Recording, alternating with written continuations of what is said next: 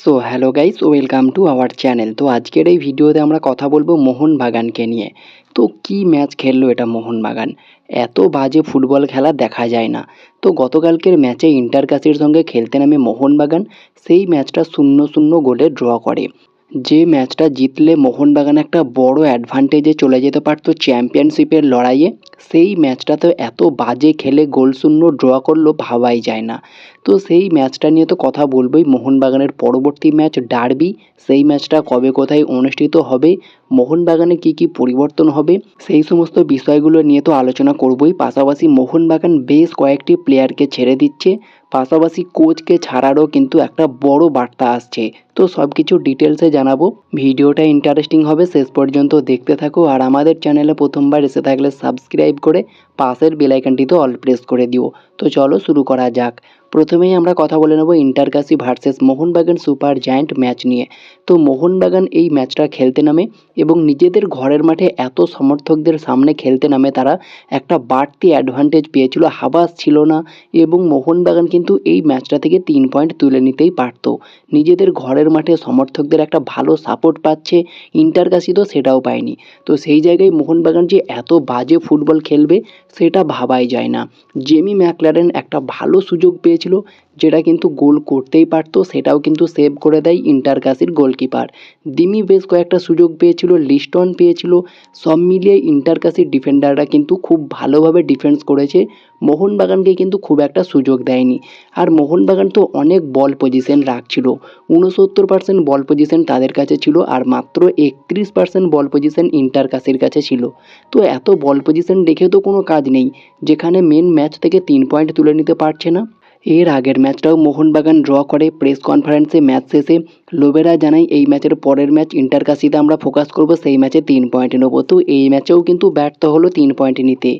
আর 17টা shot নিয়ে মাত্র 3টে অন টার্গেট। ভাবা যায় ইন্টারকাসির যে টিমটা রীতিমতো একটু স্ট্রাগল করছিল, সেখানে কিন্তু কোনো রকম সুযোগ নিতে পারলো না মোহনবাগান। বেশ কিছু প্লেয়ারকে তো ছেড়ে দেওয়ার ইঙ্গিতও পাওয়া গেল এই ম্যাচ শেষে। এবং সবচেয়ে যে বড় ব্যাপার সেটা হচ্ছে ইন্টারকাসি ম্যাচটা ড্র হওয়ার পরেই কিন্তু মোহনবাগান টিম বাস ঘিরে গো ব্যাক স্লোগানও কিন্তু উঠলো, অর্থাৎ এই কোচেরও বিদায় কিন্তু নিশ্চিত হতে পারে এরকম পারফরমেন্স করলে। তবে লোবেরাকে হয়তো একটা চান্স দিতে পারে, কারণ তার মনের মতো টিম এখনও পায়নি তিনি, যার ফলে তিনি কিন্তু একটা অজুহাত দিতে পারেন। তো যার ফলে তাকে হয়তো একটা সুযোগ দেবে পরবর্তী মরশুমে নিজের মতো করে দল গঠন করার, এবং তারপরে পারফরমেন্স যদি ভালো না হয় মেবি কী হতে পারে সেটা তোমাদের সকলেরই জানা।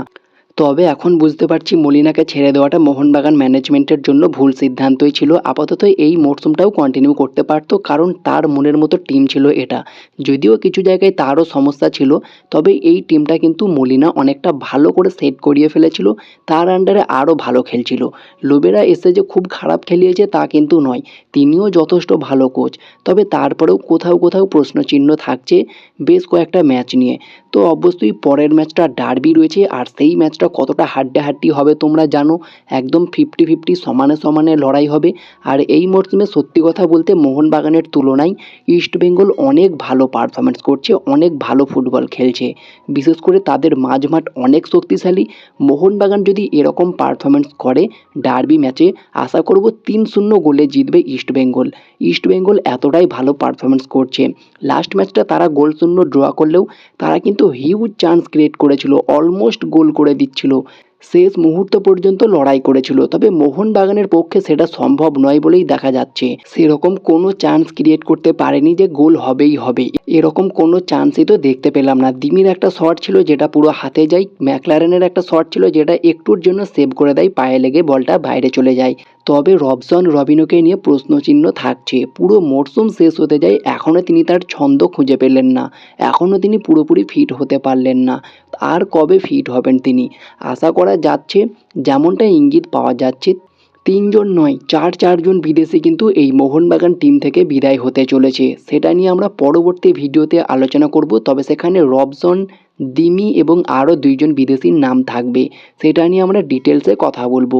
তবে আপাতত ডার্বি ম্যাচটা ফোকাস করতে হবে মোহনবাগানকে। আর ডার্বি ম্যাচটা 17ই মে রয়েছে, অর্থাৎ হাতে মাত্র আর 4 দিন, তারপরেই কিন্তু বড় ম্যাচ। আর এই ম্যাচটা চ্যাম্পিয়ন হওয়ার ম্যাচ, যে জিতবে তারাই কিন্তু চ্যাম্পিয়ন হয়ে যাবে দুটো টিমের মধ্যে। অবশ্যই দুটো টিমের জন্য গুরুত্বপূর্ণ।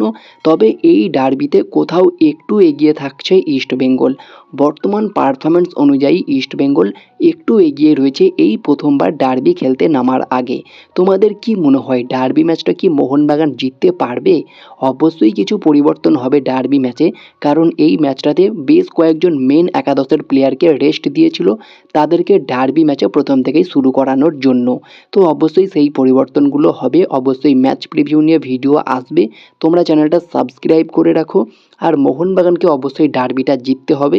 তবে আশঙ্কা থাকছে মোহনবাগান এরকম খেললে কোনো মতেই চ্যাম্পিয়ন হওয়া সম্ভব নয়। তবে সার্জিও লোবেরাকে নিয়েও কিন্তু প্রশ্নচিহ্ন উঠেছে। টিম বাস ঘিরে কিন্তু দেখা গেল ইন্টারকাশি ম্যাচ শেষে গো ব্যাক স্লোগান শুনতে, যেটা এর আগে অস্কার ব্রুজোকেও শুনতে হয়েছিল এবং তারপরে তিনি দারুণভাবে কামব্যাক করিয়েছেন। তার দল রীতিমতো চমকে দিয়েছিল। তো দেখা যাক লোবেরা পরের ম্যাচে কি করে। পরের ম্যাচটাই ডার্বি, বড় ম্যাচ, সেই ম্যাচে যদি জিততে পারে তাহলেই কিন্তু লোবেরার মোহনবাগানে থাকার চান্স অনেকটা বেড়ে যাবে। না হলে কিন্তু তার ভবিষ্যতেও অনেকটা সংকটে বা প্রশ্নচিহ্ন থাকবে, আদৌ পরের মরশুমে মোহনবাগানে তিনি কন্টিনিউ করতে পারবেন কি না। তো দেখা যাক কি হয় ডার্বি ম্যাচে। তো এই ছিল আজকের ভিডিওটি ভালো লাগলে লাইক শেয়ার কমেন্ট করে আমাদের চ্যানেলটিকে সাবস্ক্রাইব করে পাশের বেল আইকনটিতে অল প্রেস করে দিও। তো দেখা হচ্ছে নেক্সট কোনো ভিডিওতে। Bye bye, have a good day.